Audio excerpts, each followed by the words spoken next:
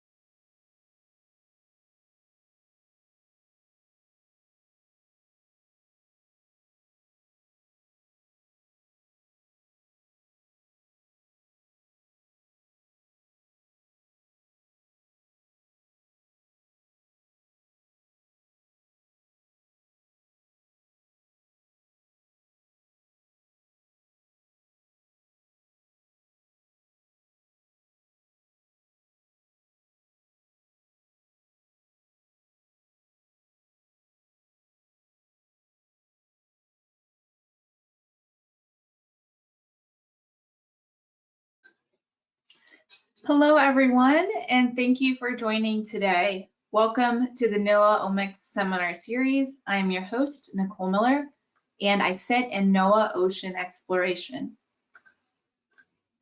Omics, which is a suite of tools used to analyze DNA, RNA, proteins, and metabolites, has become a large priority here at NOAA in the last few years.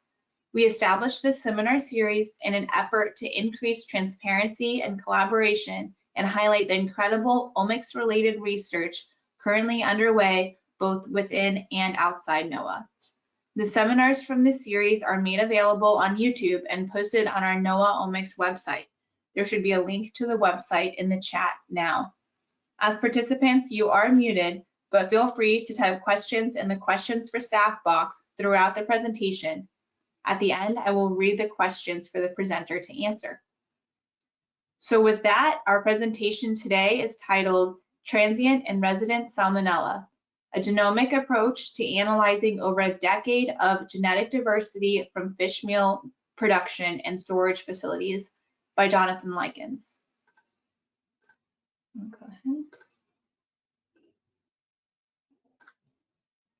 Johnathan Likens is a microbiologist at the National Seafood Inspection Laboratory, located in Pascagoula, Mississippi.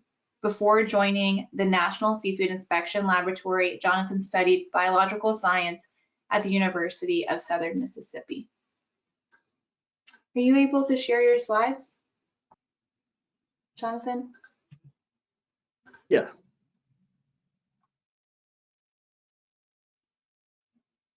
Great. So with that, thank you, Johnathan, for presenting today, and I will now pass it off to you.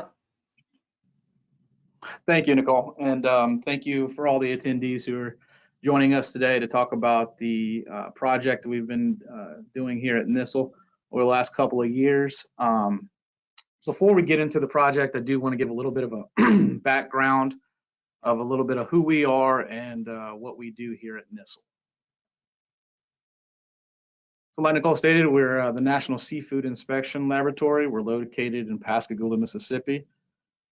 The National Seafood Inspection Lab serves as the analytical surveillance laboratory for NOAA Aquatic Animal Byproduct Inspection Program, and we've been in that role since 1968. We've been ISO accredited in 17025 since 2015. And the microbiology team, we analyze fish meal, fish oil, and other fisheries byproducts for bacterial and ruminant contaminants. And we also have a chemistry team who analyzes seafood for heavy metal contaminants and other toxins. Who do we service? So facilities that participate in the animal byproduct inspection program, they're inspected twice annually by the Seafood Inspection Program. And these participating facilities can be production or storage facilities of animal byproducts. And during these inspections, SIP inspectors will collect samples from different types of animal byproducts, and they can be taken from various stages of the manufacturing process, but they primarily focus on finished final product. So once that inspector goes in, they perform their on-site audits, they'll take representative samples, and they'll send those representative samples to NSIL for bacterial testing. We perform a variety of different bacterial testing, Salmonella detection, interbacteria enumeration and detection, aerobic plate count, yeast and mold enumeration and detection, and ruminant detection. So you might be asking yourself, what is an animal byproduct? So there's two different forms that we predominantly deal with of animal byproducts. This first being this powdered product in the top left-hand corner, which is fish meal. It's a powder product made from cooked, crushed, dried, or ground flesh of fish or fish waste. It contains high percentage of weight by protein and omega-3 and omega-6 fatty acids.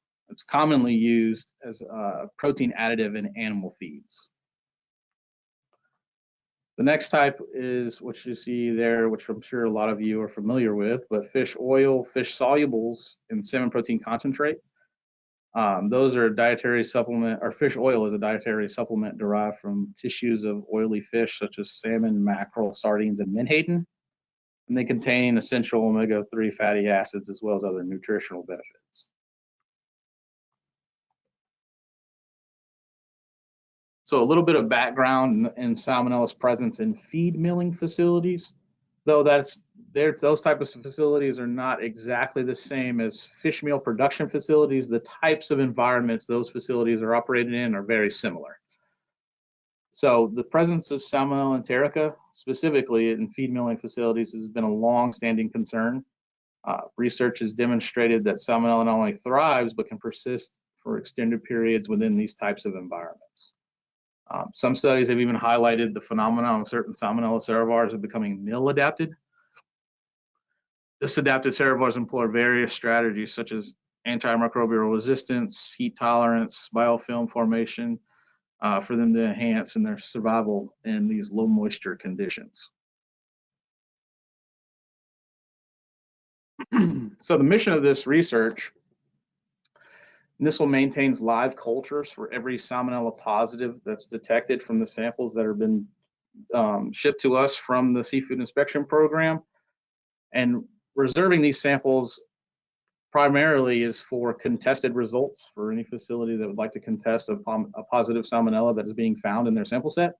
By doing this, though, we've created a historical repository of contamination data. But not only with that, the live cultures, we also receive documentation that comes along with these samples that includes a lot of metadata that goes along with the sample, including facility, collection dates, commodities, in some cases even the exact locations where sampling collection is taken apart. So we want to use this historical repository to utilize whole genome sequencing to explore the genetic diversity that we have in our extensive historical data set.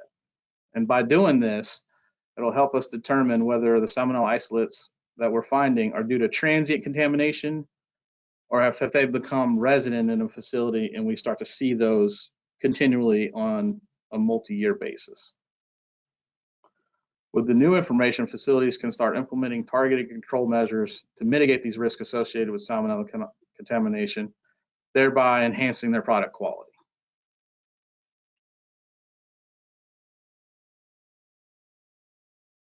A little bit more about our current library. So our NSIL library is contained in a -80 ultra-low freezer. Currently, the NSIL library contains over 300 different Salmonella isolates spanning from 2010 to 2024. These isolates are represented by 12 different facilities that are located all across the United States. So now that we've covered a little bit of the background information, we can start looking at the methodology approach that we were taking to answer these kind of questions. So sample collection and isolate selection. A majority of these isolates were analyzed using a culture detective method and confirmed using a PCR confirmation method. The isolates were stored in an ultra-low freezer by reserving 1 ml of isolate grown in TSB, which is a regrowth medium, and 1 ml of 50% glycerin solution to preserve them long-term. This was selected 121 isolates to represent the historical library due to funding limitations and pooling limitations as far as how much sequencing we were able to do in-house. The isolates that we were selected were based on fiscal year and facility representation. So the NSIL library is categorized by fiscal year. So we ensured that every facility that was present in each fiscal year had at least one isolate represented in this 121. And then we were able to backfill to fulfill the rest throughout the fiscal years by just selecting more isolates from those facilities.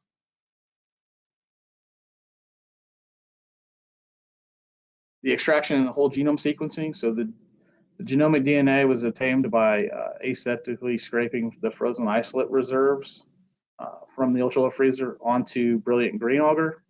We incubated those overnight at 35 degrees C. After incubation, we removed a single colony and inoculated in a fresh 10 mils of TSB and inoculated that overnight.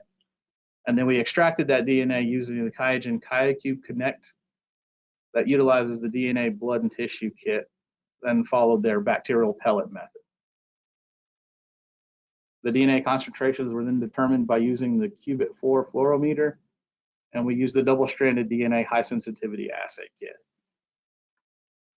Library preparation was completed following the manufacturing guidelines for the Illumina DNA prep protocol, and we utilized the plate DNA RNA UD indexes. We performed pair-in sequencing, that's 2 by 300 base pairs, using the MiSeq reagent kit V3 600 cycle kit. And we did that on our Illumina MiSeq.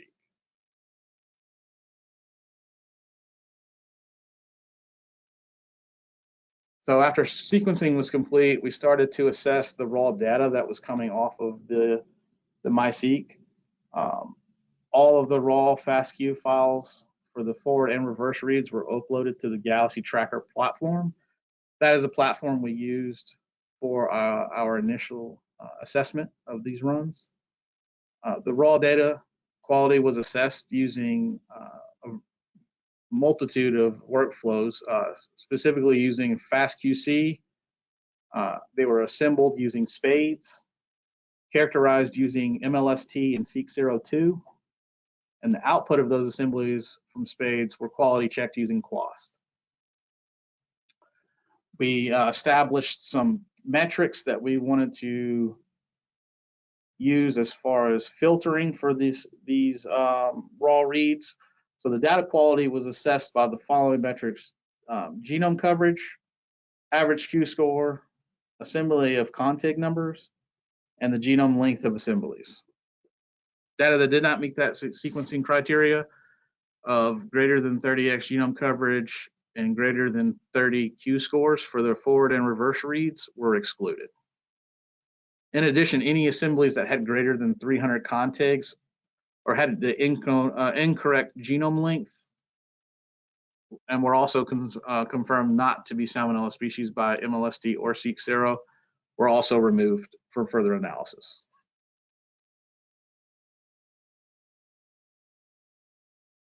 So these quality guidelines were defined based on the quality control assessment for microbe genomes, and that's a workflow that is on protocols.io from Galaxytrakr workflow. And all of the sequence data that was sequenced and accepted through those quality control guidelines were all submitted to NCBI under the bio project 939705. So if you're interested, you can look up our bio project number. The data was viewed in the NCBI pathogen detection browser.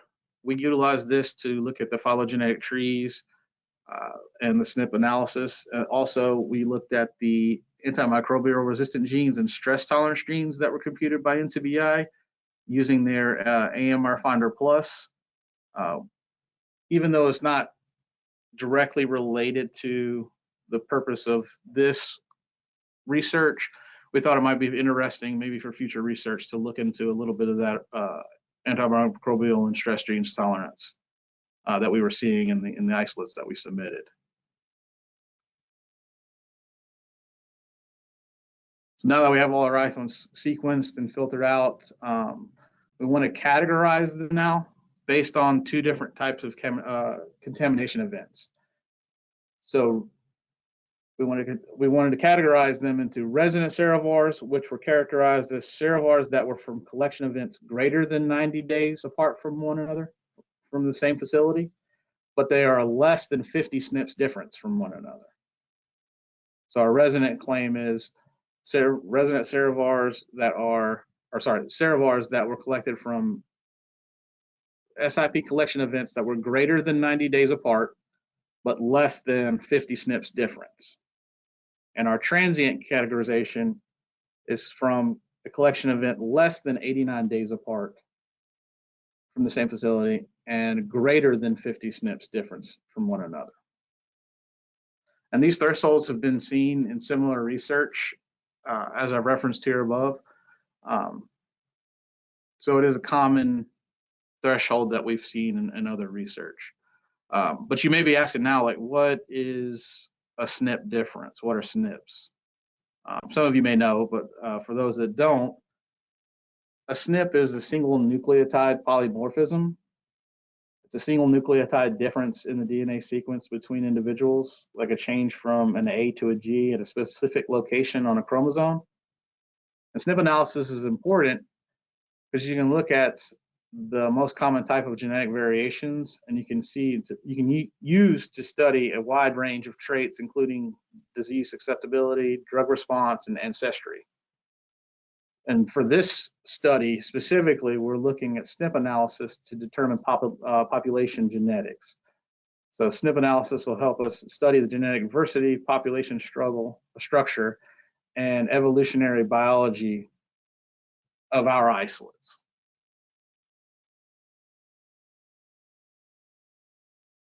So now we can look into see what we found in our 12 facilities from our NSIL historical library. So sample histories from 12 different facilities were examined over a 12-year period. We focused on the frequency of positive Salmonella isolates being found during a collection event. All the facilities are sampled at least twice annually while participating in the program, except for non-production storage facilities.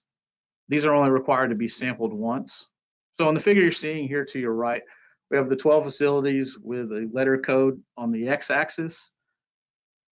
And the darker bars are the total number of collection events during that 12-year period.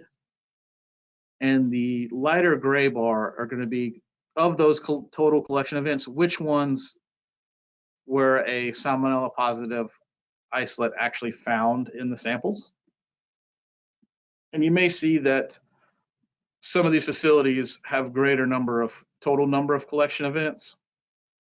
During this review of the 12-year period, facilities E, G, J, and K all had a presence early in the 12-year period, but due to two different scenarios, they were no longer represented later in the period. This could have been because they no longer wanted to participate in the program, so they would no longer be required to have audits, or they were sold to another company, which then changed the name and ownership of that, so they would no longer show up in the data set under the same name. Also, there's additional audits that are required for facilities that export fish meal products out of the country. These additional audits obviously result in a greater number of collection events than other facilities. Not all facilities export fish meal out of the country. But among the facilities that reported at least 20 collection events in the data set, an average of 20% of these events yielded a Salmonella isolate.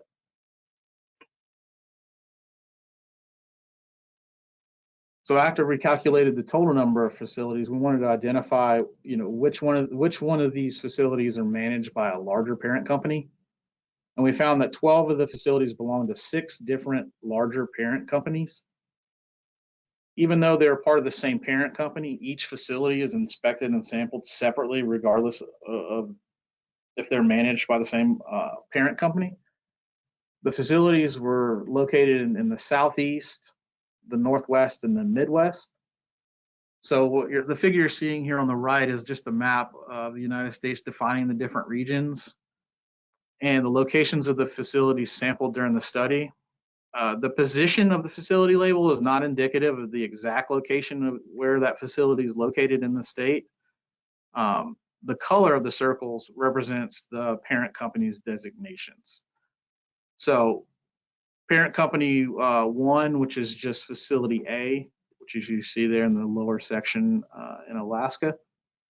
Parent company 2 being facility B and C, you see in the northwest section there in Washington. Oh, facility 3. Jonathan, it looks like we're seeing your presentation from the PowerPoint view and not the slide. Oh, there we go. Oh, that fixed? Yes. Sorry Awesome. about that. No worries, go ahead.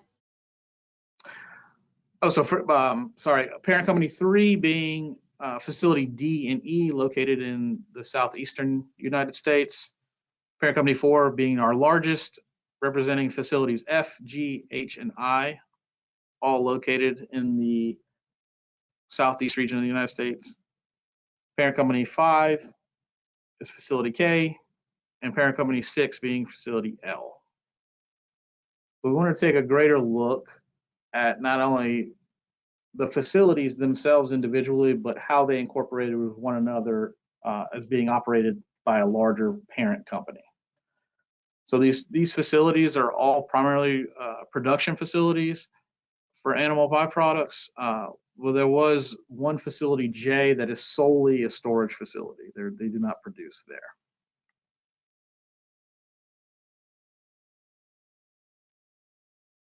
The majority of the sequenced isolates were sourced from the southeast region, 84%, followed by the west region at 14%, and lastly the Midwest region at 0.9%. And a majority of these isolates were sourced from final product storage or online product samples. The total of the 120 isolates that were sequenced, only 112 passed the analytical quality standards and were uploaded to NCBI. The 9 isolates that had failed the quality parameters were due to non-Salmonella species identified or due to a mixed culture or mixed serovar representation in that sample. The 2 non-Salmonella species that were found in the data set were Citrobacter fruendi and Enterobacter cloaceae. The majority of the isolates were Salmonella enterica subspecies enterica, 93.3%, which included 27 different serovars. There were 3 isolates that were typed as Salmonella enterica subspecies arizonae and were from the same parent company but different facilities and different collection events. The most common serovars that we found were Montevideo, Rairu, and the Seftenberg.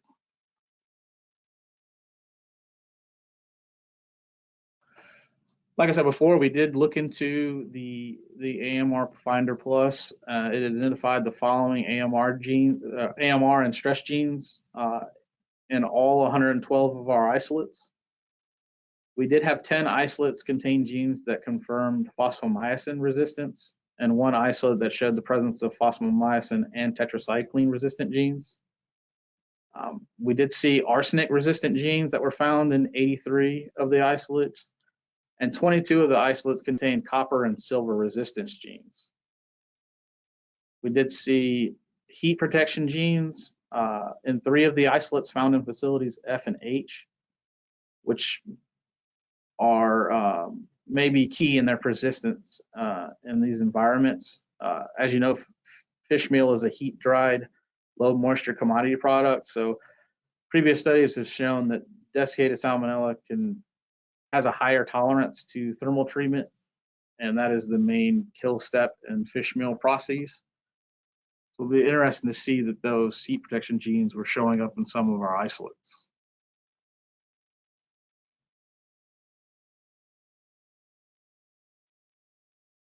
For facility resident and transient contamination, an average of 5 different Salmonella serovars were found in all of the 12 fish meal facilities. An average of 3 serovars were categorized as transient, and 2 serovars were categorized as resident in these facilities. And a majority of the facilities were found to have resident strains. The figure to your right there gives you the total number of strains that were found, and then how many were transient and how many were resident in each of those facilities.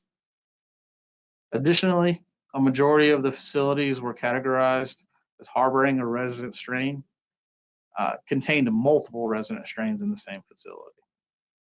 All of the classified resident serovars were found to be within a maximum of 25 SNP differences between one another, which is half of the threshold that we've stated earlier, which is really good.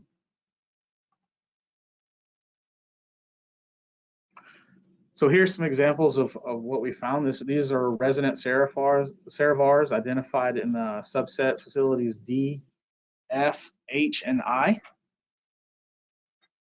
So what you're seeing here is facility D. They showed the presence of 4 different resident serovars: Anatum, Montevideo, Rairu, and September. And for the Montevideo, you're seeing two collection periods in 2018, and then it was also found again in 2021. And all of those samples, when compared to one another in a SNP analysis, averaged about 9 SNP differences between one another. And we're seeing that common theme throughout the resident serovars we're seeing in this facility. Again, in facility H, we see a Tennessee serovar, first identified in 2014, again, and then again twice in 2016. And these serovars were all averaged 13 SNPs from one another. Again, for facility F, we have Rairu serovar present. And this one was initially detected in 2010, and then it was detected annually from 2015 to 2018. And then when we compared those and did a SNP analysis on all of those isolates, we found that they were averaged about 11 SNP differences. So we're seeing a highly related serovar being found over an 8-year period, all from the same facility, which we found very interesting. Facility I, in the bottom right-hand corner, we saw a September serovar that was collected initially in 2010 and was detected again in 2020. And when we compared the SNP analysis of those two samples, they averaged about an 8 SNP difference. So we're seeing a common theme in these facilities that not only are they showing a resident serovar for multiple years, but they may even have multiple serovars present for many years. But now that we've kind of shown individual facilities with resident serovars, we wanted to take a broader look and see how these isolates are related or not related to one another on a larger scale, from not only facilities but within the same parent company, but facilities that are not included and operated in the same parent company. So the 3 most prevalent resident serovars, Montevideo, Rairu, and September, all provided the clearest examples of residency across various facilities.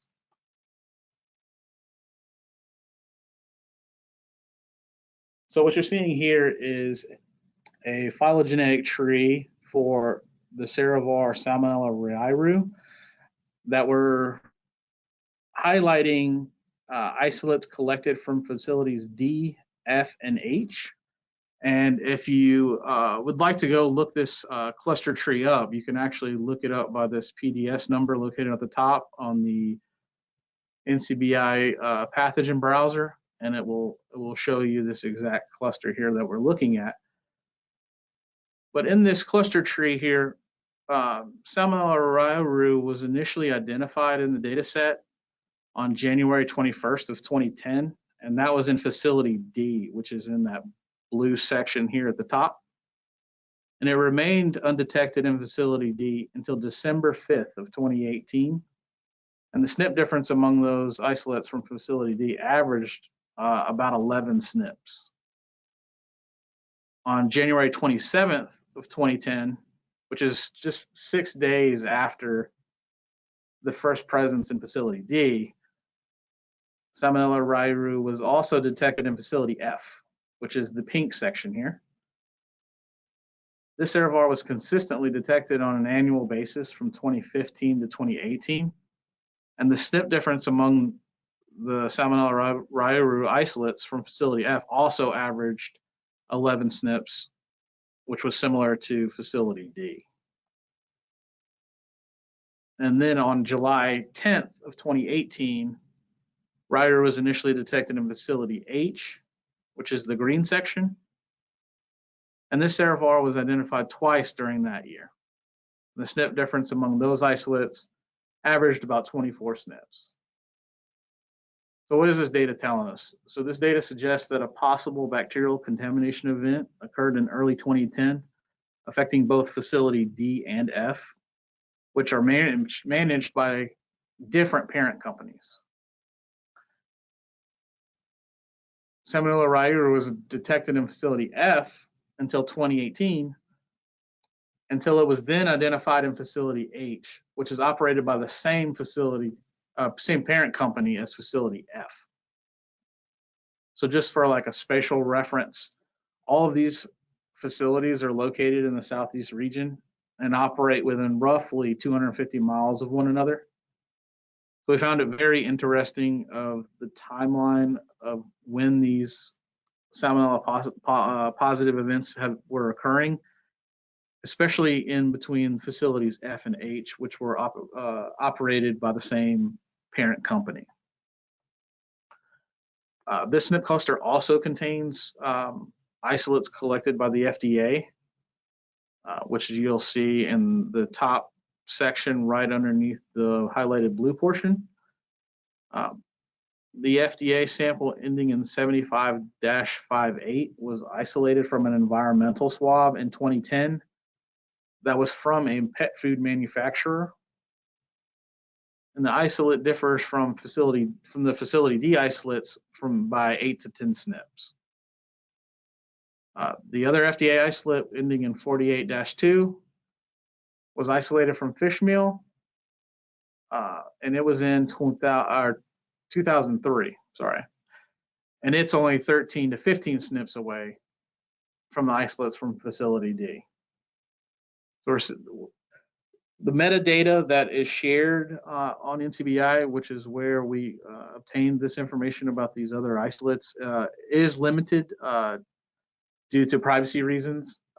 So we're only able to pull so much metadata from what's given, but we found it very interesting that our fish meal isolates were being shown to be highly related in close SNP distance to environmental swab samples that were being found in pet food manufacturers and other fish meal samples. This is another example of Salmonella Seftonburg. This NCBI cluster contains isolates from fish meal facilities D, F, H, and I. So Seftonburg was initially identified in this data set in February 18th, 2010 in facility I, which is in the orange section at the bottom. The serovar was not detected again in facility I until September 24th of 2020. And the SNP difference among those isolates from facility I averaged about 8 SNPs. So the Seftonburg was next detected in August 30th of 2017 in facility H in the green section. And it remained undetected in facility H until October 16th in 2018. The SNP difference among these isolates averaged about 5 SNPs. Then on July 20th, 2018, Seftonburg was detected for the only time in facility H or F. That is the pink section. Then on December 5th of 2018, Seftonburg was initially detected in facility D, which is in this blue section, and it would be detected twice, once on June 3rd, 2019, and once again on November 20th of 2019. And that SNP difference averaged 7 SNPs for those samples. So this data from the Seftonburg isolates is also suggesting another potential bacterial contamination event that occurred in early 2010 affecting facility I.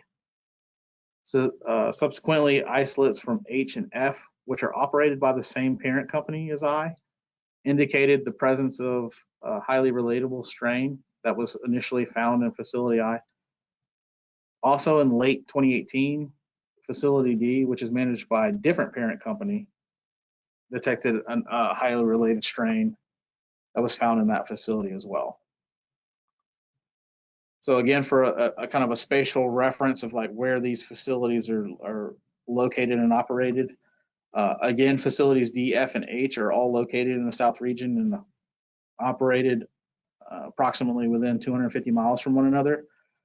But now we're seeing from the initial detection in the data set now coming from facility I, which is located approximately 1,000 miles from facilities H, F, and D on the eastern coast of the United States. So even though facility I shares the same parent company as facility H and F, it is probable that the fish meal final products may have been distributed between all three locations. So the SNP cluster also contains isolates collected by the FDA.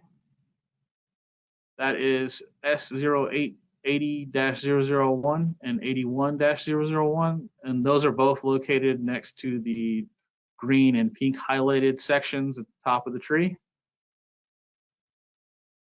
These were collected from a pet food manufacturer in 2023, and these isolates differ from the isolates in F and H by 10 or 11 SNPs. So another set of highly related samples from a pet food manufacturer being highly related to the fish meal samples that we have sequenced and uploaded. You also will see some bovine feed fish meal here from 2007. Again, from the limitations of the metadata, we don't have enough to draw any kind of reasonable conclusions on this information, as well as the one at the bottom of the tree that was found from Sage.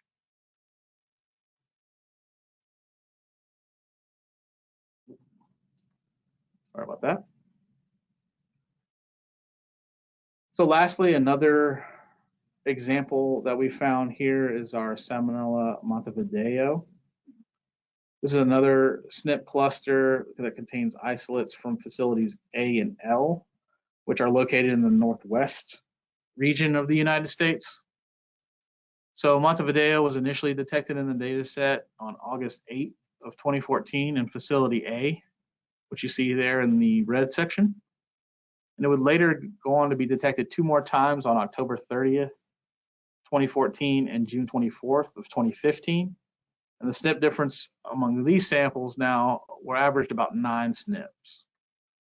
And the next detection of this serovar was September 14th of 2017 in facility L, which we're seeing here in the green section. And it would go on to be detected twice more on September 14th of 2018 and March 26th of 2019. And the SNP difference among these isolates versus for facility F averaged 2 SNP differences, which is very interesting to see over a 3-year period. So this data suggests that another possible bacterial contamination event occurred in 2014 that affected facility L, and another event followed. Another separate event followed in 2017 affecting facility A, but given the high relatability of these isolates, they do suggest a common source. So these facilities are not operated by the same parent company, but they are located within a few miles of each other in the Northwest. So we found that very interesting. Again, due to the metadata limitations that are shared, there are 2 isolates that were included on this tree for Montevideos that were found from papayas. So now that we've highlighted some of the examples of resident serovars that we were finding in facilities, and now we're seeing, okay, how are these serovars related to similar serovars found in facilities operated by the same parent company, but also that are just regionally located close to one another that are not operated by the same parent company. So we're kind of asking ourselves, what may be causing this? What may be causing this for us to see this in the data set? And we've identified 4 possible causations that could be the answer. It is more probable that it's probably a combination of these causes and not necessarily just one in particular. So our first potential cause could be their storage methods. Our data set is largely comprised of facilities located in the southeastern United States, and they accounted for 83.5% of the total. These facilities generally store their bulk final product in warehouses after fish meal processing has been completed. And these products may be vulnerable to external factors such as high humidity and contamination from pests. In contrast, facilities with lower salmonella positivity rates in the northwest and the southwest, they usually store their final products in sealed bags. So this final product packaging and storage may influence their risk of salmonella contamination.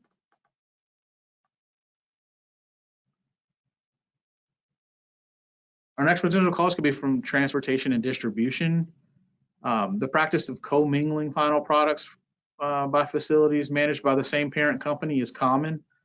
The goal of this practice is to reduce the risk of consolidating bulk shipments from a specific region, specifically if it's cheaper in that region. So after production is completed, fish meal is generally loaded onto rail cars, trucks, and barges for delivery. And production companies or production facilities often rely on third-party transportation, including cleanliness and sterility of the conveyances that they provide. These companies are required and depended on to clean and sterilize these conveyances between shipments, but they may need to improve cleaning protocols or enhance equipment maintenance, implement spot testing on the transportation lines to maybe reduce some of this contamination risk that these conveyances may be including. Our third cause could be additives. And that's specifically additives to the final product. Fish meal, which is rich in omega-3 fatty acids, is particularly susceptible to lipid oxidation. And in extreme cases, it can spontaneously combust. So these additives prevent oxidation and stabilize the fish meal, as well as they maintain the nutrient quality of the final fish meal product. Antioxidants such as ethoxyquin are frequently used for this purpose. And additionally, they use various oils as well to act as antioxidants. And they use canola oil, rosemary oil. They may also be incorporated into fish meal to further combat oxidation and enhance nutritional value. These additives may introduce bacterial contaminants either through the additives themselves or from the equipment used to apply them. And these additives typically are bought and purchased in bulk by the parent facility and then distributed throughout the operating facilities. So it could be indicative of why we would see these resident serovars throughout multiple facilities that may not be regionally located close to one another. And lastly, there could be the regional fishing waters. So shared fishing waters could be a potential source of contamination for these facilities, particularly those processing aquatic animal byproducts from species such as menhaden. During the Gulf menhaden harvest season, which takes place, in northern Gulf of Mexico waters, fishing activities are concentrated in a nearshore environment. And this type of setting could expose the vessels to salmonella species, which can introduce these bacteria into the fish meal products. But additional research will be necessary for facilities processing aquatic and animal byproducts from species such as pollock, haddock, and whiting to assess whether the harvest waters. Looks like we lost your slide one more time. All righty, thank you. Sorry, I don't know why it keeps automatically switching back. But yes, additional research should assess whether the harvest waters and the fish species in these areas present exposure risk comparable to those associated that we see in menhaden in the North Gulf of Mexico.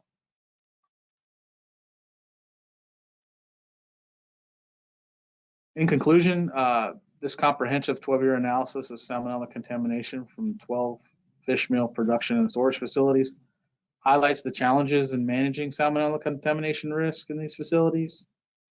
The top 3 serovars that were found, Montevideo, Rairu, and Seftenberg, showcase a common theme throughout our data set. Although these serovars were prevalent in our data set, they are less prevalent in the Salmonella database on the NCBI pathogen detection browser. Salmonella Rairu only comprises of 0.01% of their total number of Salmonella isolates in the NCBI pathogen detection database. These highly related serovars of Seftenbergs, which are 0.6% of what's found in NCBI pathogen detection Salmonella, were from environmental swabs, bovine feed fish meal, and feed fish meal from Texas and Washington. Were also detected in this study, so I was very interested to see those highly related isolates being found in other forms of fish meal, but also environmental swabs from pet food manufacturers. This highlights the importance of a One Health focus on pathogen control and how ingredient contamination can occur from one facility to another.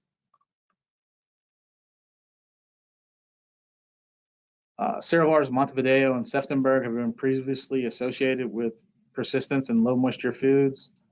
Salmonella in a desiccated state also have increased thermal tolerance. So the presence of this salmonars in the samples from fish meal suggests that further research is necessary to determine potential persistent factors, which could offer insights into their enhanced survivability in downstream products. The similar SNP profiles of these salmonella or these serovars across facilities point to the effectiveness of certain environmental and logistic factors that are propagating the strains in these facilities. Future research should focus on investigating regional contamination sources, enhancing sanitation and maintenance protocols, and determining the impacts of additives and transportation practices. Implementing targeted control measures and improving cross-facility coordination could significantly mitigate the risk associated with salmonella contamination and enhance the product quality in fish meal production and storage facilities.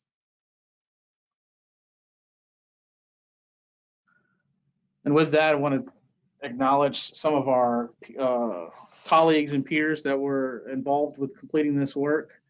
With the FDA, Dr. Julie Haydengis, who was a co-author of mine on this publication that was currently in peer review. Our team here at NSIL, our lab director, Dr. John Bell, our lead analyst, Tricia Rabideau, the microbiology team with our lead, Shannara Lynn, Nicole Housley, Stephen Bell, and our former lead analyst, Angela Ruppel, who was really the brainchild of starting the isolate preservation and starting that NSIL reserve library. So none of this work would have been able to been completed without her initiating that. Our Director of Office of Sustainable Fisheries, Kelly Dennett, for allowing us to conduct this research.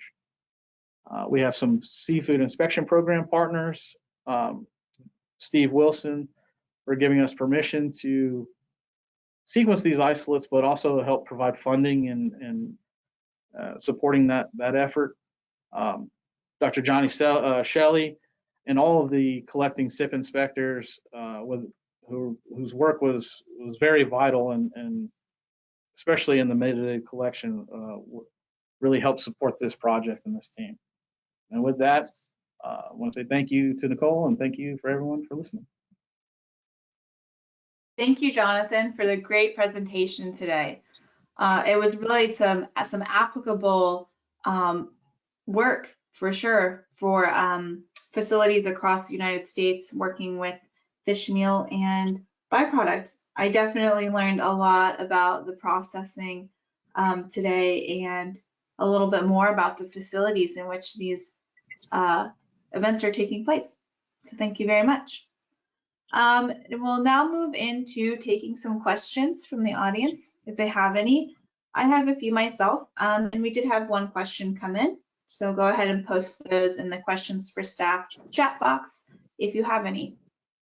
Jonathan, our first question today comes from Shannara, who asks, Were you able to determine if contamination in the facility occurred in the post-processing area, i.e. storage and shipping, or if the contamination was the result of processing malfunction, a dryer or cooker, or is a stereotype with greater heat resistance?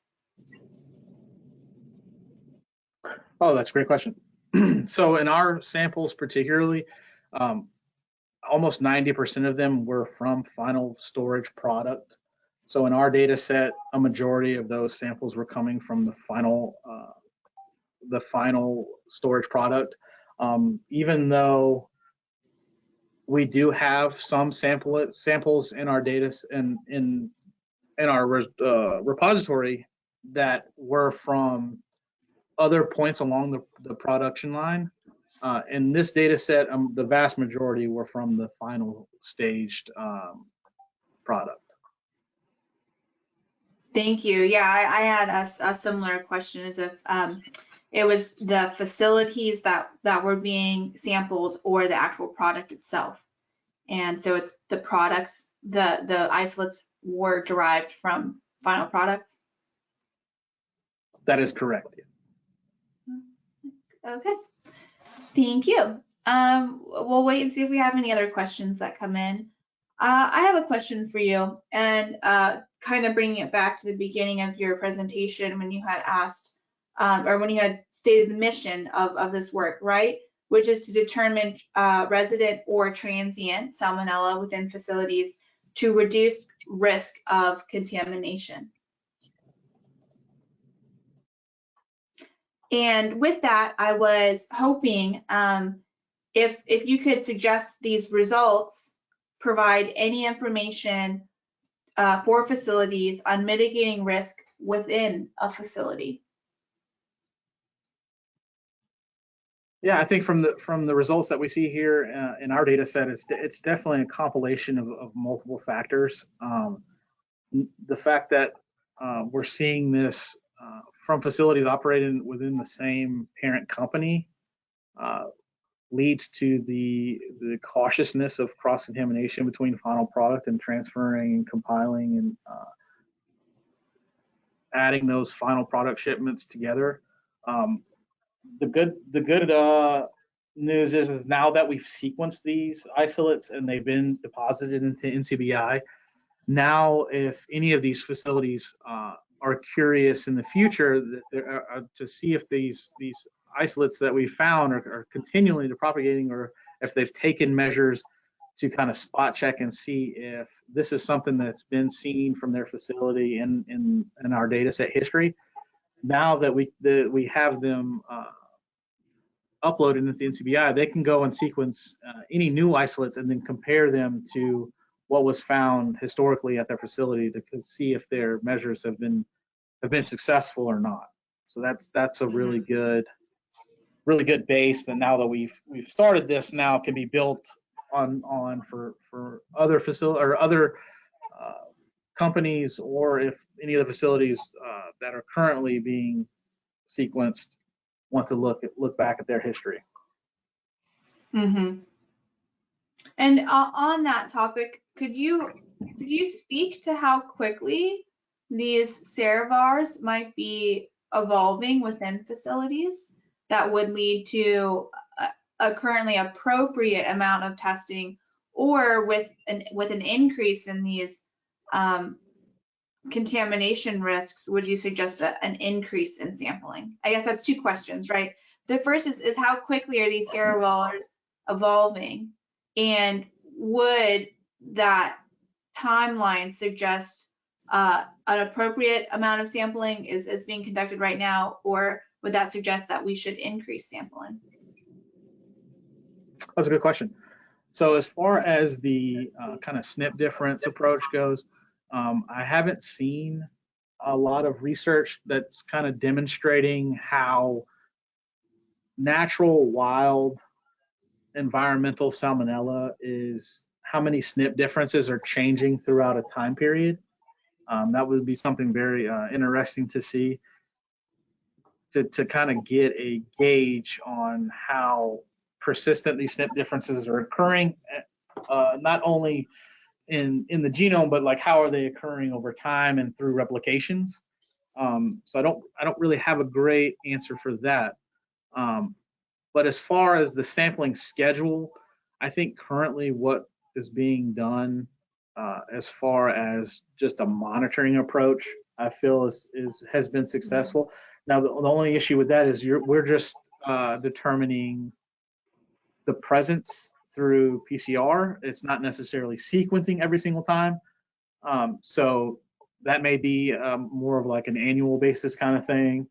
If you want to compile, if you have a year where you are detecting a higher number of Salmonella positives throughout that year, and you want to compile them and sequence them at the end of the year to kind of build more on that data set. I think given the price point that sequencing has dropped down to now, that's more feasible for more people. I know previously it was very, very expensive to sequence isolates, especially in low volumes.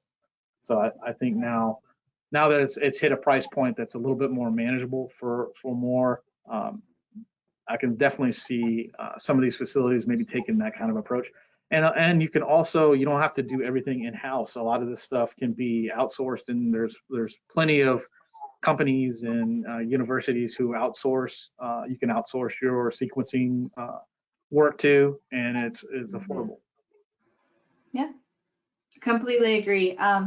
Thank you so much, Johnathan, for the great presentation today and sharing a little bit more about the work of the Seafood Inspection Laboratory. And with that, we'll conclude. Any last comments, Johnathan? No, thank you everyone, and thank you, Nicole, for letting me present here on Noelmics. No problem. Thank you everybody for joining today. Our next seminar will be on November 20th on understanding the genetic bias of running time diversity in 4 species of Pacific salmon. So it should be a very interesting presentation. Thank you everybody for joining today, and we will see you next time. Thanks, Johnathan.